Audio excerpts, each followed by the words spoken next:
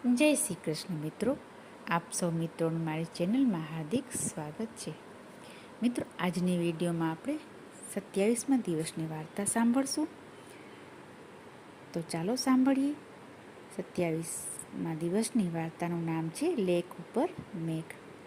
મિત્રો, કહેવાય છે કે વિધાતાના લેખ કોઈ ફેરવી શકતું નથી, પણ પુરુષોત્તમ માસના વ્રતનો મહિમા એટલો છે કે વિધાતાના લેખ પણ ક્યારેક ફરી જાય છે. આવો જ કંઈક સારા વાર્તામાં રહેલો છે. પુરુષોત્તમ માસમાં દાન કરવાથી 10 ગણું પુણ્ય મળે છે, 10 ગણું તેનું પાછું મળે છે. એક ગામ હતું. ગામમાં સોમદેવ નામનો એક બ્રાહ્મણ રહેતો હતો. એક દિવસ એક અજાણ્યો બાળક આ સોમદેવ નામના બ્રાહ્મણને ત્યાં આવી ચડ્યો. સોમદેવે તેનો આદર સત્કાર કરી અને તેને જમાડ્યો. તે બ્રાહ્મણ બાળકનું નામ વાસુદેવ હતું. વાસુદેવનો સ્વભાવ સોમદેવને ખૂબ જ ગમી ગયો. આ બ્રાહ્મણને પણ કોઈ બાળક હતું નહીં, એટલે તેને પોતાનો પુત્ર સમજીને રાખી લીધો. આ બ્રાહ્મણ બાળકના પગલાં સારા હતા. આથી સોમદેવનું ભાગ્ય ફર્યું અને મોટી ઉંમરે તેની પત્ની ગર્ભવતી બની. 9 મહિના થયા ત્યાં તો તેની પત્નીએ એક પુત્રને જન્મ આપ્યો. પુત્ર જન્મનો આજે 6ઠ્ઠો દિવસ હતો. 6ઠ્ઠો દિવસ હોવાથી રાત્રે વિધાતામાં લેખ લખવા આવ્યા અને લેખ લખીને પાછા ફરતા હતા. જ્યારે વિધાતા લેખ લખીને પાછા ફરતા હતા ત્યારે વાસુદેવ બારણામાં બેઠો હતો. તેણે વિધાત્રીને અટકાવીને કહ્યું, દેવી, તમે બાળકના શું લેખ લખ્યા છે? વિધાત્રીએ કહ્યું, ભાઈ, તારે શું કામ છે? ત્યારે વાસુદેવે કહ્યું, મારે કામ છે. તમે નહીં કહો તો હું પ્રાણ ત્યાગ કરીશ અને તેનું પાપ તમને લાગશે. બાળકની વાત સાંભળી વિધાત્રી પરિસ્થિતિ સમજી ગયા. તેમણે કહ્યું, આ પુત્ર 100 વર્ષનું આયુષ્ય ભોગવશે, પણ સ્ત્રી અને પુત્રનું સુખ નહીં પામે, અને આ પુત્ર દૂધ અને છાશ વેચીને પોતાનું ગુજરાન ચલાવશે. આમ કહી દેવી વિધાત્રી ત્યાંથી અંતર્ધ્યાન થઈ ગયા. હવે આ ભલો ભોળો વાસુદેવ ચિંતામાં મુકાઈ ગયો, પણ તે શું કરી શકે? તેનું અંતર ખૂબ જ કોરાવા લાગ્યું. હવે થોડો સમય થયો, 2-3 વર્ષ વીત્યા અને ફરીથી સોમદેવના પત્ની બીજી વખત ગર્ભવતી બની. 9 મહિના થયા ત્યાં તો તેની પત્નીને પુત્રી અવતરી. પુત્રી જન્મના 6 દિવસ પૂરા થયા.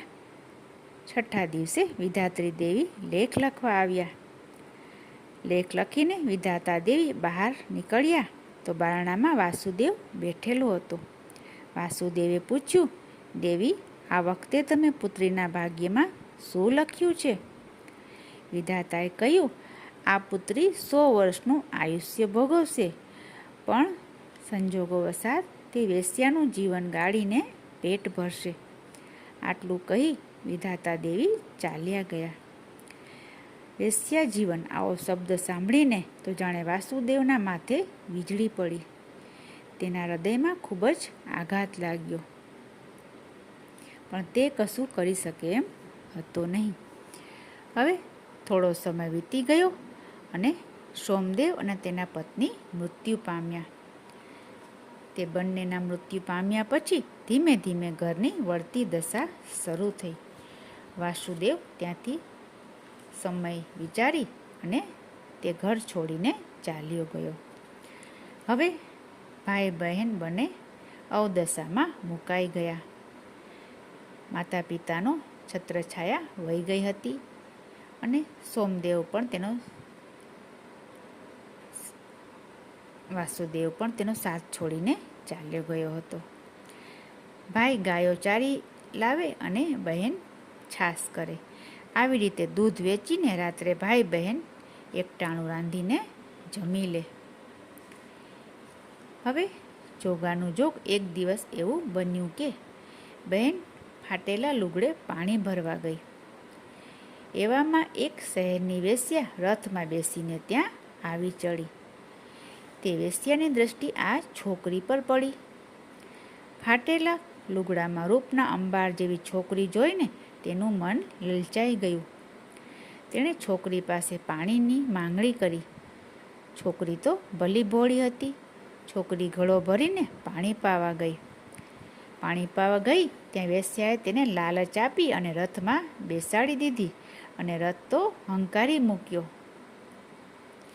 હવે આ બાજુ જ્યારે ભાઈ રાત્રે ઘરે આવ્યો ત્યારે બહેનના સમાચાર સાંભળી તે પોક મૂકીને ખૂબ રડવા લાગ્યો. હવે એકલો અટુલો ભાઈ રડી રડીને થાકી ગયો અને લોથપોથ થઈને ઊંઘી ગયો. આવી રીતે તે ખૂબ જ નિરાશ અને ઉદાસ બની અને દિવસો પસાર કરતો હતો. હવે થોડા સમય પછી વાસુદેવ ફરતો ફરતો અહીં ફરી આવી પહોંચ્યો. તેણે કહ્યું, ભાઈ, તારું દુઃખ મારાથી સહન થતું નથી એટલે હું ચાલ્યો ગયો હતો. હવે તું સાંભળ મારી વાત ધ્યાનથી. હવે થોડા સમયમાં પુરુષોત્તમ માસ આવ્યો છે તો તું પુરુષોત્તમ માસનું વ્રત કર. પુરુષોત્તમ ભગવાન બધું જ સારાવાના કરશે. અને હા, તારી પાસે જે કાંઈ હોય તે બધું જ તું દાનમાં આપી દેજે. તેનાથી તને 10 ગણું મળશે. બ્રાહ્મણના પુત્રે વાસુદેવના કહ્યા પ્રમાણે જ દાન કર્યું. તેની પાસે 5 ગાયો હતી અને 1 રૂપિયો હતો. તે બધું તેને દાનમાં આપી દીધું. હવે બીજા દિવસે વિધાત્રી દેવી દાનથી 10 ગણું એટલે કે 10 રૂપિયા અને 50 ગાયો લઈને આવ્યા અને કહ્યું કે તારા બાપે આ થાપણ મારી પાસે મૂકી હતી તે તું આ પાછી લઈ લે. હવે બ્રાહ્મણના પુત્રે આ બધું લઈને તરત જ બીજા દિવસે તે પણ દાનમાં આપી દીધું. હવે વિધાત્રી દેવી બ્રાહ્મણ પુત્રનો વિચાર સમજી ગયા કે આને હું જે કાંઈ આપીશ તે બીજે દિવસે તો દાનમાં આપી દેશે અને મારે તેનું 10 ગણું કરી અને પાછું આપવું પડશે.